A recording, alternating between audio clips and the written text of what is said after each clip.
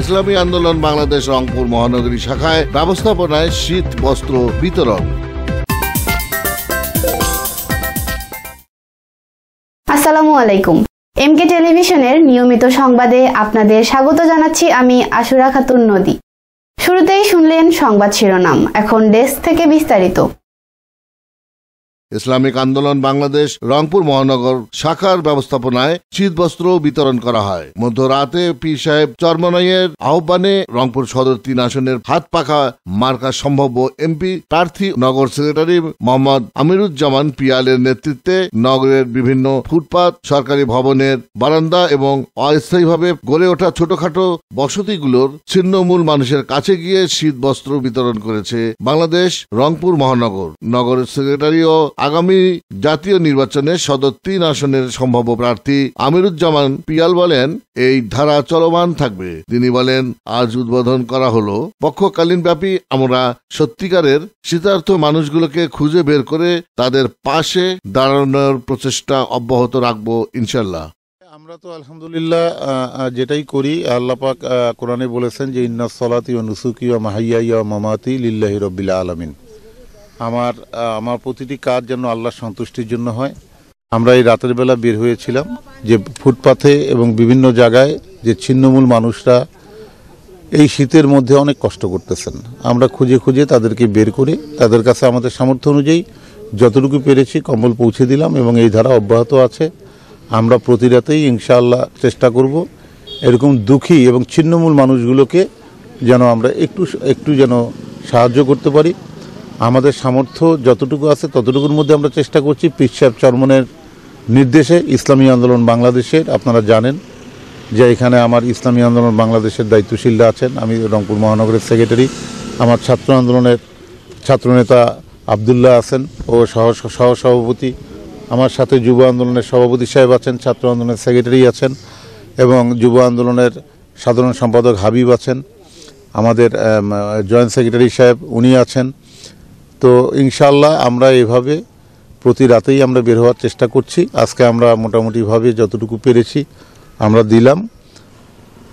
আমরা সবার কাছে দোয়া চাই এবং সামর্থ্যবানদের কাছে আমরা উদাত্ত আহ্বান জানাই যে আসেন, আমরা তো বিভিন্ন ঘরের মধ্যে আমরা অনেক আরামায়েশে থাকি, এমনকি রুম হিটার ছেড়ে দিই ঠান্ডার মধ্যে, কিন্তু কিছু মানুষ কম্বল ছাড়া একদম নিরস্ত বিবস্ত মানুষগুলো রাস্তার মধ্যে যারা শুয়ে আছে তাদের জন্য আমাদের যার যার জায়গা থেকে আপনাদের কাছে উদাত্ত আহ্বান জানাবো। আপনারা প্রত্যেকে যদি একটু উদ্যোক্তা হয়ে বের হয়ে আসেন তাহলে ইনশাআল্লাহ রংপুর শহরে আর একটি গরিবও রাস্তায় এইভাবে কম্বলের জন্য বা ঠান্ডার মধ্যে কষ্ট করবে না।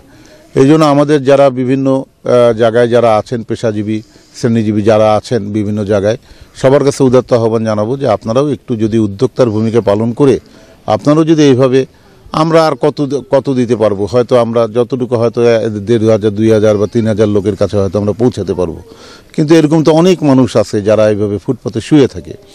তা এই জন্যই সবাই যদি একটু উদ্যোক্তা হয়ে আমরা বের হতে পারি ইনশাআল্লাহ এবং তাদেরকে খুঁজে খুঁজে তাদের যদি পৌঁছে দিতে পারি তাহলে আল্লাহ পাকের কাছে হয়তো আমরা মাপ পাবো। কারণ রাসূলুল্লাহ সাল্লাল্লাহু আলাইহি ওয়াসাল্লাম বলেছেন যে ওই পেটকে জাহান্নামের আগুন দ্বারা পরিপূর্ণ করা হবে, যেই পেট পেট ভর্তি করে খানা খেয়ে আয়েসে ঘুমালো, কিন্তু তার প্রতিবেশী এবং তার বিভিন্ন প্রতিবেশীরা ক্ষুধায় কষ্ট করছে, তাদের খোঁজ খবর নিল না, সেই পেটকে জাহান্নামের আগুনে ভর্তি করে দেয়া হবে। তো এটা অনেক বড় হুঁশিয়ার বাণী। এই জন্য আমরা যারা রুম হিটার ছেড়ে দিয়ে ঘরের মধ্যে মোটা কম্বল নিয়ে আমরা শুয়ে ঠান্ডা নিবারণ করছি, আর আমার পাশে অনেকগুলো মানুষ এমনকি একটা কম্বলও পাচ্ছে না তার ঠান্ডা নিবারণের জন্য, এই মানুষগুলোর জন্য দায়িত্ববোধের জায়গা থেকে আমরা প্রত্যেকে যেন কাজ করতে পারি। আমরা ইসলামী আন্দোলন বাংলাদেশ প্রতি বছরই ইনশাআল্লাহ আলহামদুলিল্লাহ আমাদের সহযোগী সংগঠনের সবাইকে নিয়ে আমরা আমাদের পকেটের পয়সা থেকে যতটুকু পারি দিয়ে আমরা যতটুকু পারি আমরা চেষ্টা করি। তো এটা আসলে তো যদি ইসলামী রাষ্ট্র থাকতো, সরকারি এর দায়িত্ব নিত, যেহেতু ইসলামী রাষ্ট্র নেই, আমরা যারা সামর্থ্যবানরা আছে আপনাদের কাছেও আমি উদাত্ত আহ্বান জানাবো, আসেন আপনারা প্রত্যেকে উদ্যোক্তা হয়ে যদি এই কাজটা আমরা করতে পারি তাহলে ইনশাআল্লাহ রংপুর শহরে অন্তত আমরা মহানগরের মধ্যে যে সমস্ত ছিন্নমূল মানুষগুলো আছে তাদেরকে যেন আমরা একটু যেন এই ঠান্ডা নিবারণে আমরা যেন সবাই নেমে আসতে পারি। দেখেন যে প্রচণ্ড ঠান্ডা পড়ছে, আল্লাহ পাক যেন আমাদের প্রত্যেককে কবুল করেন। আমি আপনাদের কাছে দোয়া চাই এবং আপনাদের জন্য আমিও দোয়া করি। আল্লাহ পাক রব্বুল আলামিন যেন আমাদেরকে এইভাবে প্রতিটি মানুষের পাশে পৌঁছানোর তৌফিক দান করেন। আল্লাহুম্মা আমিন। আপনাদের সবার কাছে আমি দোয়া চাই এবং আপনাদের জন্য আমি দোয়া করি। আসসালামু আলাইকুম ওয়া রাহমাতুল্লাহি ওয়া বারাকাতুহু। আমার নাম মোহাম্মদ আমিরুজ্জামান পিয়াল। আপনি জানেন যে আমি বিগত 2018 সালে জাতীয় নির্বাচন করেছি, বিগত 2022 সালে সিটি কর্পোরেশন নির্বাচনে দ্বিতীয় স্থান অধিকার করেছিলাম। এবার সম্ভাব্য প্রার্থী হিসাবে কেন্দ্র থেকে এ পর্যন্ত আমার কাছে আমাকে প্রস্তুতি নিতে বলা হয়েছে, যদিও এখনও ফাইনাল হয়নি। তবে হয়তো আগামী নির্বাচনে রংপুর সদর 3 আসনে ইনশাআল্লাহ হয়তো যদি আল্লাহ চান তাহলে মানুষের খেদমতের জন্য যদি আমাকে কেন্দ্র থেকে হুকুম করা হয়, ইনশাআল্লাহ হয়তো আমি মানুষের পাশে দাঁড়ানোর চেষ্টা করব।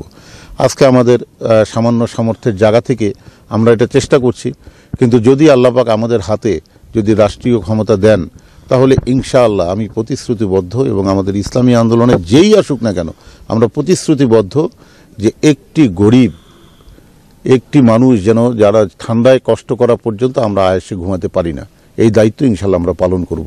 কোনো ক্ষুধার্ত মানুষকে রেখে এই আসনের প্রতিটা ক্ষুধার্ত মানুষের কাছে খাদ্য পৌঁছে দেওয়ার জন্য আমরা দায়িত্ব পালন করব ইনশাআল্লাহ। কারণ তখন রাষ্ট্রীয় সহযোগিতা আমাদের সাথে থাকবে, সেই সহযোগিতা প্রত্যেকের দ্বারে দ্বারে পৌঁছে দেবো ইনশাআল্লাহ। আল্লাহ পাক আমাদেরকে কবুল করুন। আজকে আমরা বিভিন্ন ফুটপাতে শুয়ে থাকা ছিন্নমূল মানুষগুলোকে, এবং আপনারা দেখছেন আমরা এখন কেরামতিয়া মসজিদের সামনে আছি। এই কেরামতিয়া মসজিদের পাশে অনেক গরিব মানুষগুলো আপনারা দেখছেন যে যারা শুয়ে থাকে তাদেরকে আমরা দিয়েছি। আইনজীবী ভবনে যারা শুয়ে থাকে তাদেরকে আমরা দিয়েছি। এভাবে হয়তো হাজার ঊর্ধ্ব মানুষকে হয়তো আমরা আজকে এরকম আমরা দিয়েছি। আরও আমাদের এই কার্যক্রম অব্যাহত থাকবে। প্রতিটি ওয়ার্ড থেকে আমরা ইনশাআল্লাহ তথ্য সংগ্রহ করছি। এরপরে আমরা ওয়ার্ডে ওয়ার্ডে যাব ইনশাআল্লাহ। এই ওয়ার্ডে যে সমস্ত মানুষগুলো কষ্ট করছে, দুঃখী মানুষগুলো, তাদের কাছে আমরা পৌঁছে দেওয়ার চেষ্টা করব। এতিমদের পাশে দাঁড়ানোর চেষ্টা করব ইনশাআল্লাহ। আপনারা দোয়া করবেন ইনশাআল্লাহ। আসসালামু আলাইকুম ওয়া রাহমাতুল্লাহি ওয়া বারাকাতুহু।